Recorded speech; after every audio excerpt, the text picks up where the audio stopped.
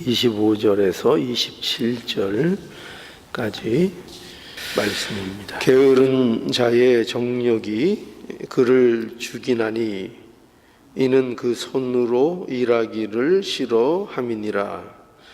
어떤 자는 종일토록 탐하기만 하나 의인은 아끼지 아니하고 시제하느니라.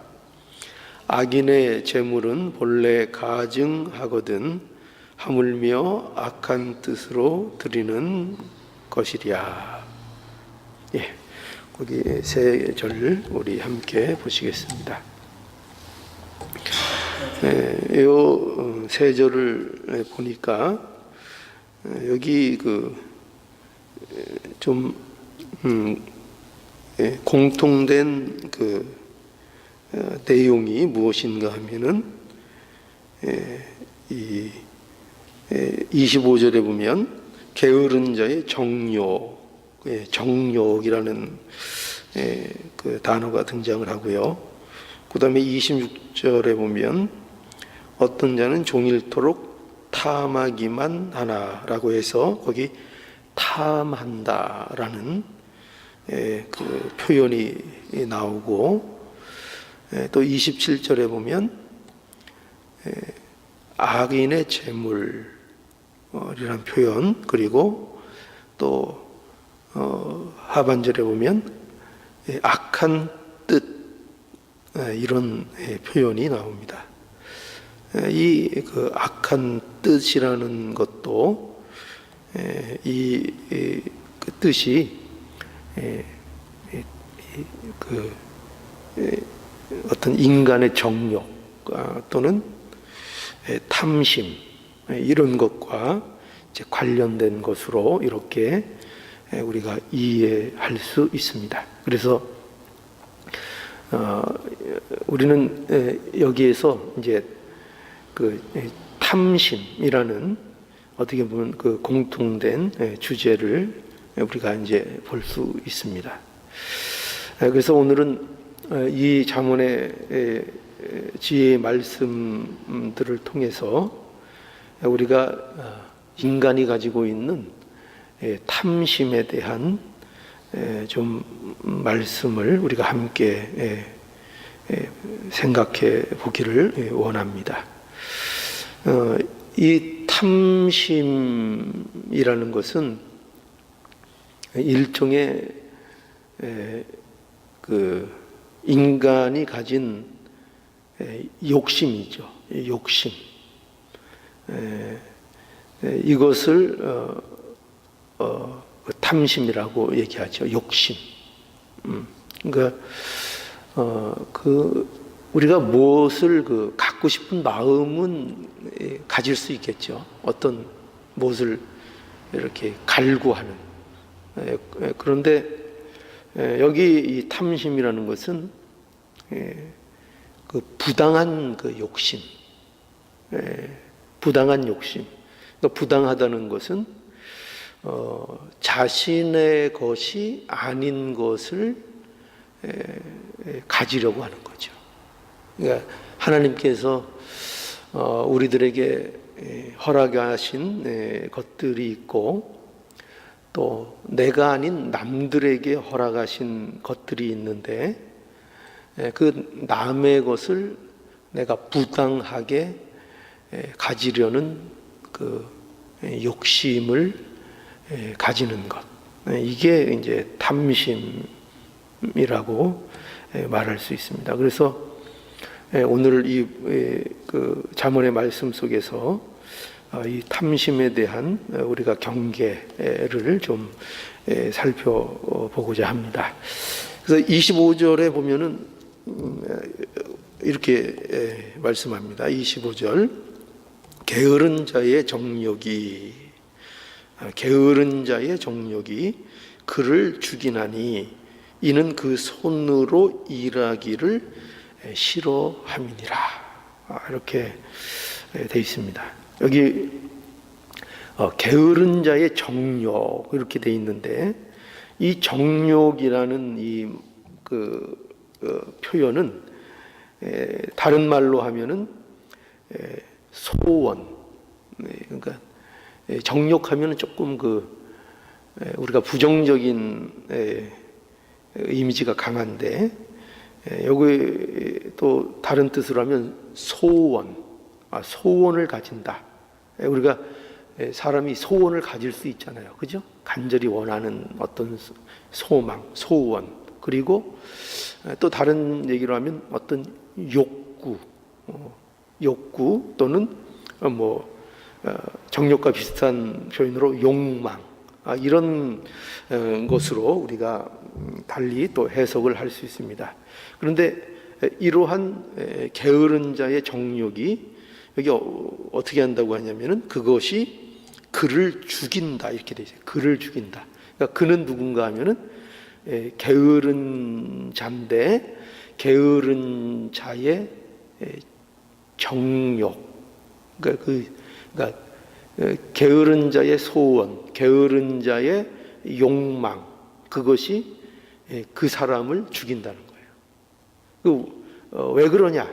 왜 그러냐 하면은 그 손으로 일하기를 싫어하기 때문이다. 이렇게 이제 얘기하고 있죠. 이게 무슨 뜻인가? 무슨 의미로 이렇게 말씀하시는가 하면은 이런 거죠. 게으른 자가 아까도 말씀드렸듯이 간절히 원하는 게 있죠. 게으른 자라고 해서 원하는 게 없는 게 아니고, 게으른 자도 이루고 싶은 게 있는 거예요, 그죠? 욕망이 있고 소원이 있고 어떤 욕구가 있는데, 그런데 그것을 이루기 위한 실제적인 일은 하기 싫은 겁니까, 좋은 겁니까? 그거는 하기 싫은 거예요.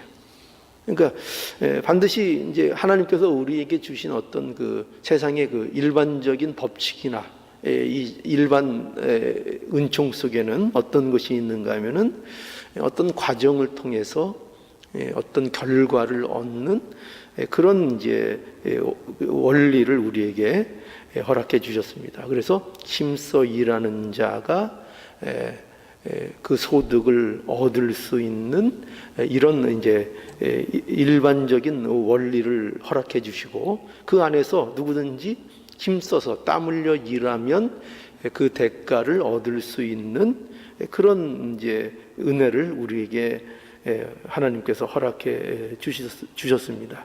그런데 게으른 자는 어떠냐면은 욕구는 충만한데 소원, 이루고 싶은 소원은 있는데 그것을 이루기 위한 가정은 싫은, 그것을 이루기 위한 일은 하기 싫은, 그러니까 실제적으로는 아무것도 안 하며 그 욕망만 가지고 있는 거죠.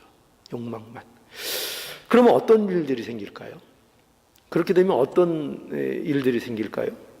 그러면 결국 그 욕망은 있고 그거에 대한 정당한 땀은 흘리기가 싫고, 그러면 어떻게 해야 됩니까? 그러면 그 소원을 이루기 위해서 부당한 방법을 사용하는 것밖에는 방법이 없는 겁니다. 그러니까 결국 게으른 자의 정욕은, 게으른 자의 소원은 어떤 결과를 낳게 되는가 하면 그 자신을 죽이는 결과를 가지게 된다, 이렇게 말씀하고 있습니다. 그러니까 우리에게 있어서 이 정당한 노력은 하지 않으면서 자신의 소원을 이루고자 하는 이 마음, 이 욕심, 이것을 우리가 뭐라고 얘기할 수 있습니까? 이것이 탐심이라, 이렇게 우리는 생각해 볼 수 있습니다. 또 보면은 26절에 보면은 이제 그 같은 맥락으로 그 말씀이 계속됩니다. 26절을 한번 다시 또 보겠습니다. 26절. 어떤 자는 종일토록 탐하기만 하나 의인은 아끼지 아니하고 쉬지 않으니라. 여기 쉬지 않는다는 것은 이제 구제를 실현하는 것을 이제 얘기합니다. 구제를 이제 베푼다 하는 것인데, 그런데 거기에 대비돼서 이 어떤 자는 이렇게 돼 있는데, 이 어떤 자는 또 다른 사람을 얘기하는 것 같은데 그런 뜻이 아니고, 사실 이 번역은 그는 앞절과 연결되어서 그는이라고 해석하는 것이 어떻게 보면 더 맞습니다. 그래서 그는 종일토록 탐하기만 하나 해서 그는 누구를 얘기하겠죠? 게으른 자, 그렇죠? 다시 풀어서 얘기하면 정당한 노력은 하지 않으면서 자신의 소원을 이루는 그 욕망에 가득 차 있는 그를 얘기하는 거죠. 그래서 그는 어떻게 하냐면은 종일토록 탐하기만 한다. 이런 자는 종일토록 탐하기만 한다. 그러니까 자기 욕심에 사로잡혀 그 욕심에 몰두하는 것을 얘기하는 겁니다. 어떻게 하면 이 욕심을 이룰 것인가, 이 욕심을 채울 수 있을까 하는 것에 관심을 갖게 된다는 거죠. 그래서 이렇게 이 탐심에 결국 이 몰두하는 그 모습, 그러니까 그 탐심에 몰두하는 것으로 인하여 결국 사망에 이르는 이런 결과가 나타나게 되는 거죠. 그래서 우리 잘 아는 말씀 중에 야고보서 1장 15절에 보면 이런 모든 탐심의 내용들을 이렇게 얘기하고 있죠. 욕심이 잉태한즉 뭐를 낳죠? 죄를 낳고 죄가 장성한즉 사망을 낳느니라. 그러니까 여기 앞에 25절 말씀과 굉장히 의미가 통하죠. 게으른 자의 정욕이 그를 죽이나니, 그렇죠? 게으른 자의 정욕이 결국 그를 죽인다는 거죠. 결국 그를 죽인다. 욕심이 잉태한즉 죄를 낳고 죄가 장성한즉 사망을 낳느니라. 그래서 탐심이 이게 하나님께서 미워하시는 결국 죄를 낳는 어떤 뿌리가 될 수 있다는 것. 물론 탐심 그 자체도 하나님 앞에 타락한 인간이 가지는 그 증상일 뿐만 아니라 그 탐심은 또 우리의 삶 속에 여러 가지 실제적인 구체적인 죄들을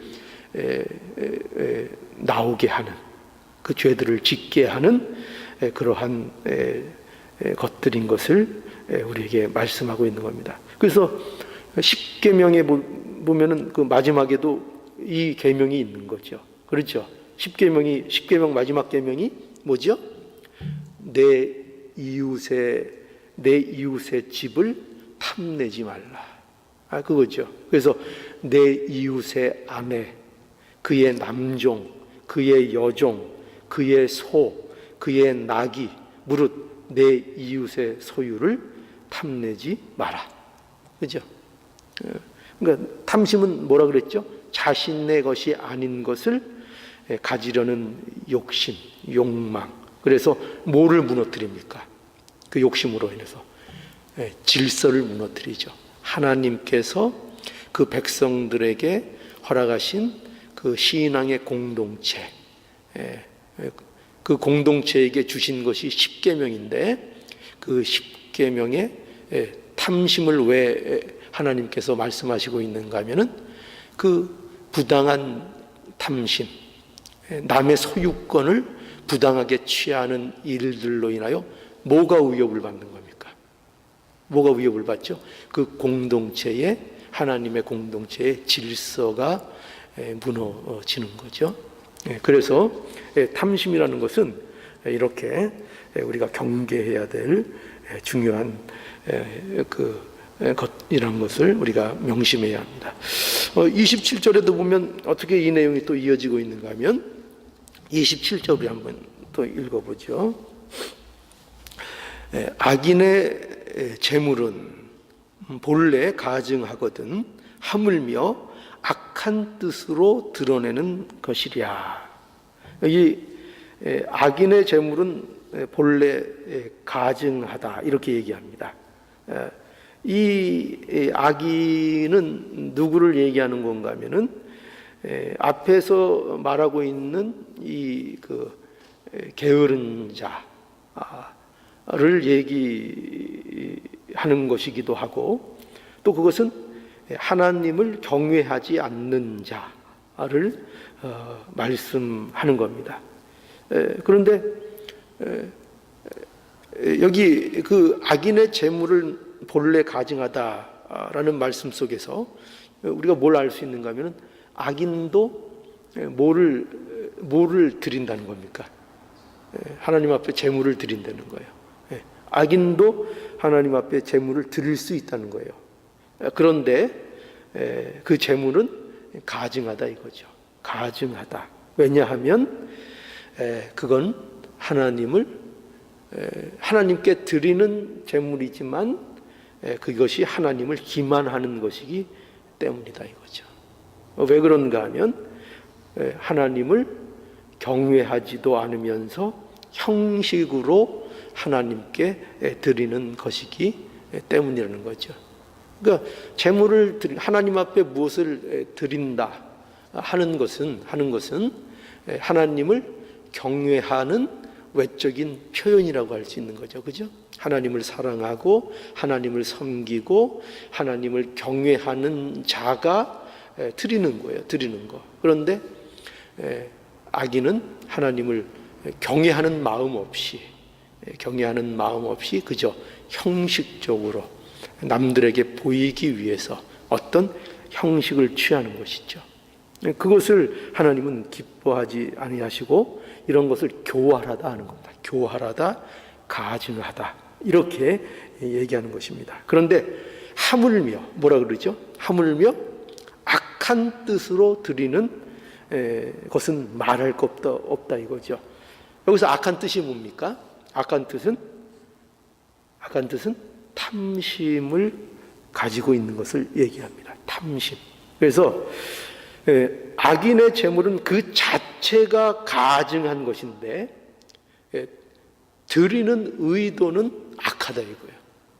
드리는 의도가 악하다. 왜냐하면 그것은 뭐로 드리는 거예요? 탐심으로 드리는 거기 때문에. 탐심으로. 자기의 욕심을 채우기 위하여 하나님께 드리는 거지요. 그러니까 하나님 경외하는 상관없이 그 드리는 목적이 뭡니까? 그 중심이 뭐죠? 나에게 있는 거죠. 자기 자신을 위한 목적이기 때문입니다. 그래서 하나님께 드리는 제물이 아닌 하나님 그분을 위한 것이 아닌 자신의 욕심을 채우기 위한 탐심으로 드리는 것, 그것은 뭐 말할 것도 없죠. 그것은 하나님이 기뻐하지 않으시는 제물인 것을 말씀하고 있는 겁니다. 그래서 우리는 이거를 우리가 신앙생활 가운데 우리가 조심해야 합니다. 자신의 탐심, 자신의 욕심을 채우기 위해서 하나님을 이용하는 것은 그것은 가증한 것이고 교활한 것입니다. 그래서 우리 그 사무엘하 15장에 보면은 그 압살롬이 다윗에게 반역할 목적으로 그 헤브론에 가잖아요. 그런데 그 갈 때에 핑계가 뭐였는가 하면은 그 반역하러 가는 것을 숨기기 위해서 어떤 핑계를 댑니까? 하나님께 제사 드리러 간다. 이런 이제 핑계를 해서 그 허락을 받아내지 않습니까? 그러니까 그것도 어떤 모습입니까? 하나님께 드리는 제사의 목적이 있는 것이 아니고 자신이 목적하는 목적을 이루기 위해서 하나님을 이용하는 그런 모습을 우리에게 보여주고 있죠. 그래서 우리는 이 탐심이라는 것이 하나님을 섬기는 데 있어서 얼마나 방해물이 되는가 하는 것을 우리는 알 수 있습니다. 탐심은 부당한 욕심에 사로잡히는 것이고, 그 부당한 욕심, 탐심을 가지고는 하나님을 온전히 섬길 수가 없습니다. 마치 세상과 하나님을 함께 섬길 수 없는 것과 같습니다. 왜 그렇죠? 마음이 있는 곳에 보물이 있기 때문이죠. 그죠? 탐심이 있다는 것은 그 마음이 온통 세상적인 욕심으로 가득 차 있다는 것입니다. 세상의 마음을 빼앗겨 버린 거죠. 그러니까 세상의 마음을 빼앗긴 상태에서 하나님을 섬긴다는 것은 그거는 참으로 어려운 일이죠. 그래서 우리가 이 탐심에 사로잡혀 있으면 하나님과 올바른 관계를 맺을 수 없다는 것을 우리가 기억해야 되겠습니다. 또 여기 성경에 보면은 탐심은 또 뭐라고 되어 있는가 하면은 우상 숭배라고 되어 있습니다. 골로새서 3장 5절로 6절에 보면 그러므로 땅에 있는 지체를 죽이라 곧 음란과 부정과 사욕과 악한 정욕과 탐심이니 탐심은 우상 숭배니라. 탐심은 우상 숭배니라. 그러니까 우상 숭배의 실체가 뭐냐 하면은 그게 탐심이라는 거예요. 탐심. 그러니까 여러분 보세요. 왜 우상을 만드는가를 생각해 보시죠. 왜 우상을 인간들은 왜 우상을 그렇게 만들어 우상을 섬기는 겁니까? 그 이유가 뭐죠? 자신의 욕심을 채우기 위해서 우상을 만드는 거예요. 다른 목적이 있지 않아요. 뭐 여러 가지로 뭐 아름답게 치장할 수 있겠죠. 아름답게 치장할 수 있겠죠. 여러 가지 명분을 거기다 갖다 붙일 수 있겠죠. 그러나 결과적으로 얻고자 하는 것은 뭐냐면 자신의 욕심을 채우자 하는 것입니다. 그게 모든 우상을 만드는 목적이고 또 결국 인간들이 만들어낸 종교가 목적하는 것이 다 그거예요. 굉장히 거창하고 아름다운 것들로 포장되어 있죠. 그러나 그 근본적인 것을 보면은 결국 인간의 욕심을 채우는 것에 그 목적이 있는 겁니다.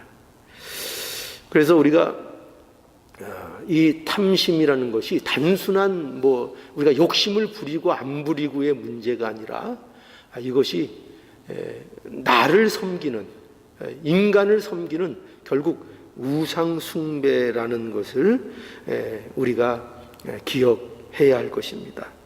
에베소서 5장 5절에 보면 너희도 이것을 정령히 알거니와 음행하는 자나 더러운 자나 탐하는 자 곧 우상 숭배자는 다 그리스도와 하나님 나라에서 기업을 얻지 못하리라. 얼마나 무서운 경고를 하고 계십니까? 그렇죠? 얼마나 무서운 경고입니까? 이런 것들이 하나님의 사랑을 입은 자들에게는 이런 것들이 나오는 것이 합당치 않다는 거예요. 그러니까 이런 것들이 합당치 않다고 이렇게 경고의 말씀을 주는 것을 보면은 이런 것들이 실제로는 어떻다는 것입니까? 우리의 삶 속에 믿는 신자들의 삶 속에 실제적으로 이런 것들이 어떻다는 겁니까? 있다는 거예요. 완벽하게 이제 예수를 믿고 하나님 섬기니까 우리 안에는 탐심이 없다, 전혀 욕심이 없다, 나는 그런 거 없다, 이렇게 말씀하고 있는 것이 아니라 너희 안에 이런 것들이 계속 나오고 이런 유혹을 받고 탐심이 자꾸 우리에게 생긴다는 거죠. 그러니 조심하라는 겁니다. 경계하라는 것입니다. 하나님의 자녀들에게 있어서는 이것이 마땅치 않다는 것입니다. 그러니까 이것을 이기라는 것입니다. 사랑을 입은 자녀같이 너희는 하나님을 본받는 자가 되고 그리스도께서 너희를 사랑하신 것 같이 너희도 사랑 가운데 행하라 하시면서 이 모든 것들을 경계하라고 말씀하고 있는 거예요. 너희는 누구다? 주 안에서 빛이다. 빛이다. 그러니까 이런 것들로 인하여 너희들이 하나님의 은혜를, 하나님이 너희에게 허락하신 명예를 더럽히지 말라는 거예요. 이 하나님의 나라에 들어가지 못하는 그 자들에게 나오는 이 못된 것들을 너희들의 삶 속에서 나타내지 말아라. 이런 것들을 경계하라. 너희는 주 안에서 빛이다. 빛의 자녀들처럼 행하라. 이렇게 우리에게 말씀하고 있는 것입니다. 그래서 오늘 이 말씀을 통해서 우리가 예수 그리스도 안에서 하나님의 은혜를 입은 하나님의 백성으로서 우리에게 있는 이 탐심의 유혹, 끝없이 우리를 유혹하는 이 우리의 욕심, 내 중심으로 살고자 하는, 나를 주인 삼고자 하는 이 끝없는 이 유혹, 이것을 언제나 예수 그리스도 안에서 늘 경계하고 이 일들을 날마다 벗어버리는 우리의 복된 인생이 되어야 되겠습니다. 기도하시겠습니다. 걸어가신 하나님, 은혜를 감사합니다. 하나님께서 예수 그리스도 안에서 우리에게 참으로 모든 일에 승리를 허락해 주셨사온데, 참으로 우리의 현실은 하나님의 이 승리를 누리지 못하고 우리가 세상 안 믿는 사람들과 같이 어떤 욕심에 사로잡히기를 잘하는 우리의 모습이 되곤 합니다. 아버지 하나님, 오늘도 하나님 잠언의 말씀을 통해서 우리에게 탐심을 기억하게 하시고 이것을 우리가 경계하라고 말씀해 주셨사오니 우리 안에 있는 이 못된 옛사람의 습관, 그 죄의 습성을 우리의 삶 속에서 날마다 벗어버리는 은혜가 있기를 간절히 원합니다. 하나님 우리에게 힘을 주시고 하나님 성령 안에서 이 모든 것들을 날마다 이겨나가는 놀라운 은혜의 복된 삶이 되도록 하나님 인도하시고 지켜주시옵소서. 이 모든 말씀 예수님의 이름으로 기도하옵나이다. 아멘.